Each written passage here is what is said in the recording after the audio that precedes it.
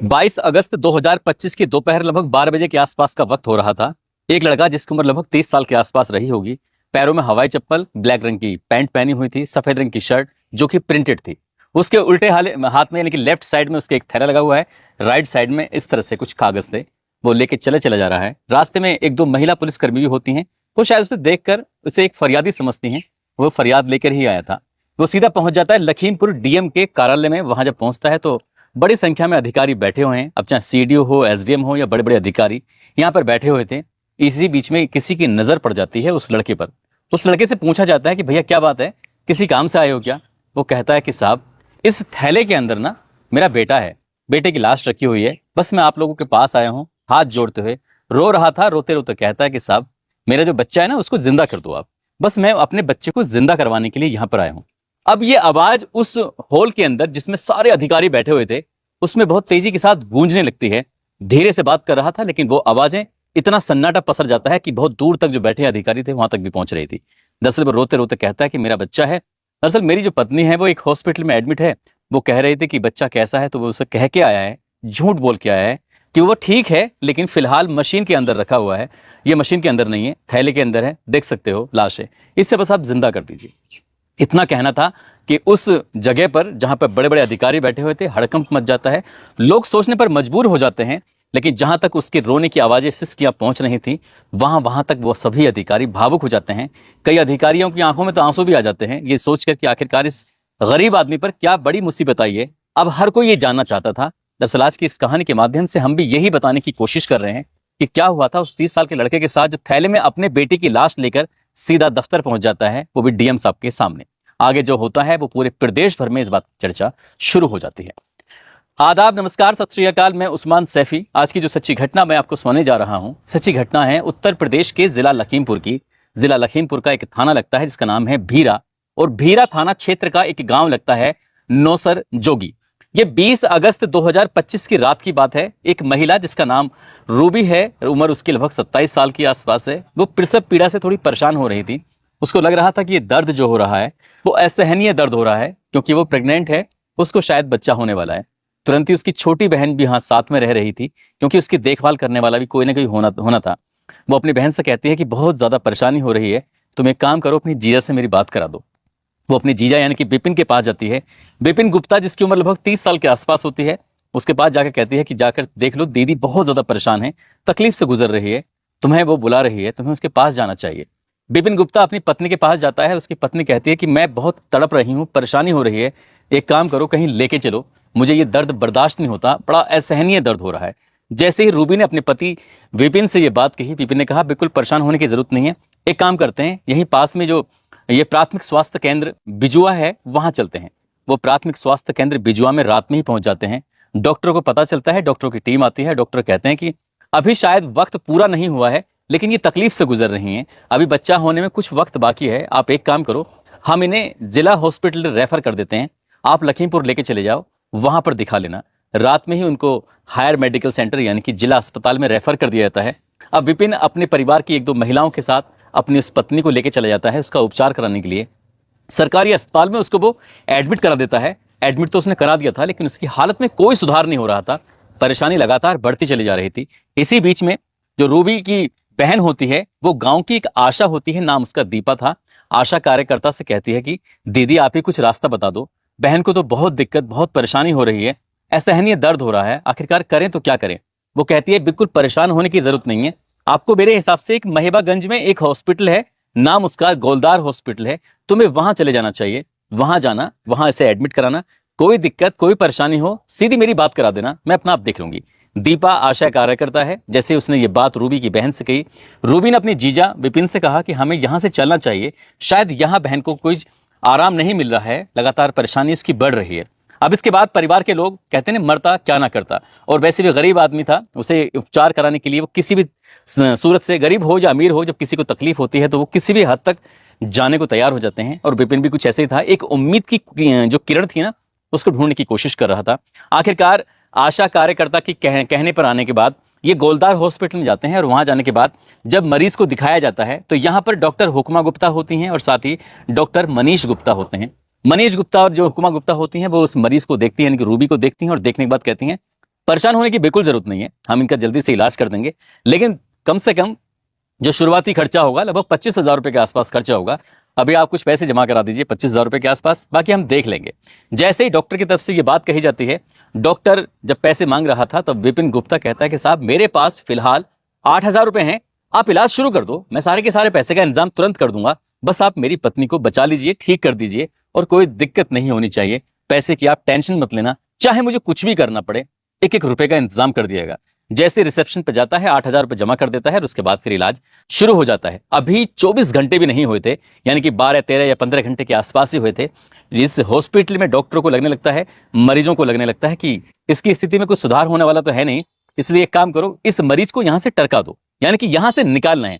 Doctor ने आदेश दिया nurse को, और नर्स जो सीधा आदेश देती है जो मरीज के तीमारदार होते हैं, विपिन गुप्ता और उसकी फैमिली के बाकी सदस्य होते हैं, कि इसको यहां से लेकर चले जाओ। वो कहते हैं कि आप कह रहे थे कि इलाज कर देंगे, कोई दिक्कत नहीं, परेशानी नहीं, आप कह रहे पैसे के लिए, हम पैसे का इंतजाम भी कर रहे हैं, लेकिन आप कैसी बातें कर रहे हैं, यहां से ले जाओ। जब बात यहां कहा सुनी हो जाती है, विपिन को गुस्सा आता है, आपने कल क्यों नहीं मना करा था, हम कहीं और अच्छी जगह लेके चले जाते। वो नर्स ने जो आदेश पीछे से सुना था वही आदेश आगे जारी कर दिया। उसने कहा हम इलाज नहीं कर सकते, इसे यहां से लेके चले जाओ। उसने कुछ गुस्से भरे लहजे में ऐसा कहा कि इस परिवार को सिर्फ उम्मीद थी कि यहाँ झगड़े से कोई फायदा नहीं है, अगर हमने झगड़ा करा तो रूबी की तबीयत लगातार बिगड़ सकती है, इसे यहां से लेकर चलते हैं। अब यहां से लेके जाते हैं एक दूसरे हॉस्पिटल में लेके जाते हैं, इलाज शुरू हो जाता है। और जैसे ही इलाज शुरू होता है तो इसके बाद डॉक्टर कहते हैं कि तुम इसे कहां पर रखे हुए थे अभी तक, क्या तुम पहले नहीं ला सकते थे। डॉक्टर ने थोड़ा गुस्सा जाहिर किया विपिन पर, उसके परिवार पर, रूबी के साथ जो तीमारदार महिलाएं आई थी उनसे भी कहा कि आपको लाना ही था तो पहले लेके आते। फिर पूरी कहानी सुनाई जाती है कि हम प्राथमिक स्वास्थ्य केंद्र ले गए, फिर जिला अस्पताल लेके गए, फिर गोलदार हॉस्पिटल लेके गए। तभी डॉक्टर कहते हैं कि आपको शायद इस बात का अंदाजा नहीं है, कोई ऐसी दवा है जो इसे गलत लगी है, जो बच्चा पेट में है वो मर चुका है। इतना सुनने के बाद जो विपिन गुप्ता होता है उसके तो पैरों तले जमीन खिसक जाती है, वो सोचने पर मजबूर हो जाता है। लेकिन उसने कहा कि साहब इस बात का मेरी पत्नी को पता नहीं चलना चाहिए, आप बस मेरी पत्नी को तो बचा ही लीजिए।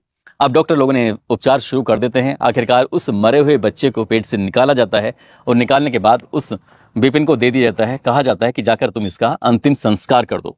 अब इसी बीच में जब वो बच्चे को लेकर यहां से जा रहा था, इसी बीच में उसकी पत्नी की आंख खुल जाती है और अब अपने पति से पूछती है कि कहाँ जा रहे हो, क्या बात है। वो कहता है कि जो बच्चा है ना उसको मैंने मशीन में अंदर रखवा दिया है, ठीक है तुम बिल्कुल चिंता मत करना, सब ठीक हो जाएगा। पति ने अपनी पत्नी को समझाने की कोशिश की, लेकिन पत्नी नहीं जानती थी जिस बच्चे की बात चल रही है दरअसल वो तो मरा हुआ ही पैदा हुआ है, वो मर चुका है। अब यहां से वो सर पकड़ के बैठ जाता है विपिन गुप्ता। आखिरकार उस बच्चे को वो अंतिम संस्कार के लिए लेके जा रहा था, लेकिन इसने यहां से रास्ता बदल देता है। वो उसके बजाय अंतिम संस्कार करने के एक थैले में रखता है, पहले कपड़े में उसको लपेटता है, फिर थैले में रखता है। और रखने के बाद उसकी हालत भी ऐसी अजीब सी हो रही थी। हवाई चप्पल पहने हुए हैं, ब्लैक रंग की उसने पैंट पहनी हुई है, साथ ही उसने व्हाइट कलर की शर्ट जो प्रिंटेड है, और उसकी हालत कुछ अजीब सी हो रही थी। एक कागज पर लिखता है अपनी पूरी दर्द, अपनी परेशानी, अपनी बयां करता है उस कागज पर, और एक हाथ में थैला लेकर सीधा डीएम के ऑफिस पहुंच जाता है, ये बताने के लिए साहब कि मेरे इस बच्चे को जिंदा कर दो ताकि मैं अपनी पत्नी से बात कर सकूं, बता सकूं कि उसका बच्चा बिल्कुल ठीक है, स्वस्थ है। लेकिन वहां पर मीटिंग चल रही थी। मीटिंग के अंदर तमाम बड़े अधिकारी जिला स्तर के बैठे हुए थे और वो आपस में बातचीत कर रहे थे। उस थैले वाले व्यक्ति को जब देखा जाता है, उससे जो बातचीत की जाती है, वो रो रो कर अपनी कहानी जब बयां करता है, तो यहां बैठे हुए अधिकांश अधिकारियों की आंखों में आंसू थे, सबके सब उनकी आंखें नम हो जाती हैं। तभी सीडीओ की तरफ से आदेश किया जाता है। अब यहां से सीएमओ डॉक्टर संतोष कुमार गुप्ता, साथ ही जो एसडीएम सदर होते हैं अश्वनी कुमार सिंह, अपनी पूरी दलबल के साथ सीधा उसी गोलदार हॉस्पिटल में पहुंच जाते हैं। वहां जाने के बाद वो जांच पड़ताल करना शुरू कर देते हैं। देखते क्या है, उस हॉस्पिटल का तो नवीनीकरण भी नहीं हुआ है। तत्काल प्रभाव से उस हॉस्पिटल को सील कर दिया जाता है। उसके जो मरीज थे जो इसमें फिलहाल इसमें एडमिट थे, उन्हें जिला अस्पताल में शिफ्ट कर दिया जाता है। अब इसके बाद ये मामला डीएम तक पहुंचता है। डीएम यहाँ की होती हैं दुर्गा शक्ति नागपाल। दुर्गा शक्ति नागपाल ने अपने एडीएम न्यायिक, जिनका नाम अनिल कुमार रस्तोगी होता है, उनसे कहा जाता है वो तत्काल प्रभाव से उस हॉस्पिटल में पहुंच जाते हैं जिस हॉस्पिटल के अंदर रूबी का इलाज चल रहा था। रूबी की खैरियत जानते हैं, उससे पूछते हैं कि बेटा तुम ठीक हो कि नहीं हो, कोई दिक्कत परेशानी तो नहीं है। साथ ही डॉक्टर से मीटिंग करते हैं। डॉक्टर सर कहते हैं कि डॉक्टर लोगों ध्यान रखना इस बच्ची का, इसे किसी भी तरह की कोई दिक्कत परेशानी नहीं होनी चाहिए। डीएम साहिबा ने कहा है कि इसके इलाज में चाहे कितना भी रुपए खर्च हो जाए, सबके सब पैसे का इंतजाम डीएम साहिबा करेंगे, इसलिए इसे किसी भी तरह की कोई दिक्कत परेशानी होनी नहीं चाहिए। लेकिन दिक्कत परेशानी तो हो चुकी थी, जो होना था वो हो चुका था और वो भी भयानक हो चुका था। 7 साल के बाद इस घर में खुशियां आ रही थी, लेकिन वो खुशियां काफूर हो जाती हैं जब बच्चा पेट में ही मर जाता है। 7 साल पहले एक बेटा होता है। अब इस परिवार वालों के रो रो कर बुरा हाल है। ये मामला सोशल मीडिया पर बहुत तेजी के साथ वायरल हो जाता है। अब चाहे वो एक्स हो या फेसबुक हो या यूट्यूब हो, अलग अलग जो प्लेटफॉर्म है सोशल मीडिया के, उन पर यह कहानी वायरल होने लगती है। अखबारों ने इस मामले को बड़ी प्रमुखता से प्रकाशित किया, इलेक्ट्रॉनिक मीडिया ने इस मामले को बड़ी चाप से चलाया। मामला जब उप मुख्यमंत्री ब्रजेश पाठक तक पहुंचता है, वो असल में उत्तर प्रदेश के स्वास्थ्य मंत्री भी होते हैं। अब उन्होंने उस आशा को नोटिस जारी कर दिया, जिस आशा के कहने पर आकर इन्होंने अपनी बच्ची को, उस लड़की को जिसका नाम रूबी है, उसको उपचार के लिए हॉस्पिटल में, इनकी प्राइवेट हॉस्पिटल में भर्ती कराया था। उससे एक कारण पूछा गया कि तुम कारण बताओ, तुमने ये असल में इसको यहां से प्राइवेट हॉस्पिटल क्यों भेजा। बड़ा सोचने वाली बात है। जब कहीं, खासकर अगर कोई ग्रामीण परिवेश का कोई व्यक्ति हमारी इस वीडियो को देख रहा होगा और किसी का प्राथमिक स्वास्थ्य केंद्र, सामुदायिक स्वास्थ्य केंद्र इनसे पाला अगर पड़ा होगा, तो यहां से सीधा वो हायर मेडिकल सेंटर रेफर कर देते हैं। प्राथमिक वाले ये भेज देते हैं सामुदायिक में, और सामुदायिक वाले भेज देते हैं जिला अस्पताल में, और जिला अस्पताल वाले भेज देते हैं मेडिकल में। सही मायने में अगर देखा जाए तो या तो मेडिकल में इलाज होता है, ठीक से अगर होता है, या एम्स जैसी बड़ी संस्थाओं में इलाज होता है।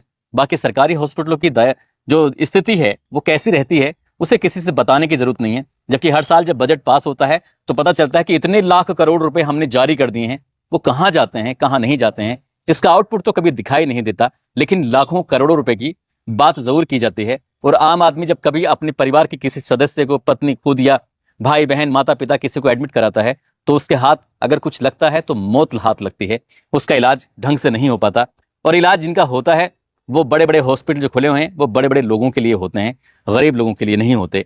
आज इस व्यक्ति की कहानी, विपिन गुप्ता की कहानी हर किसी के मोबाइल में तैर रही है। हर कोई ये बात जानना चाहता है।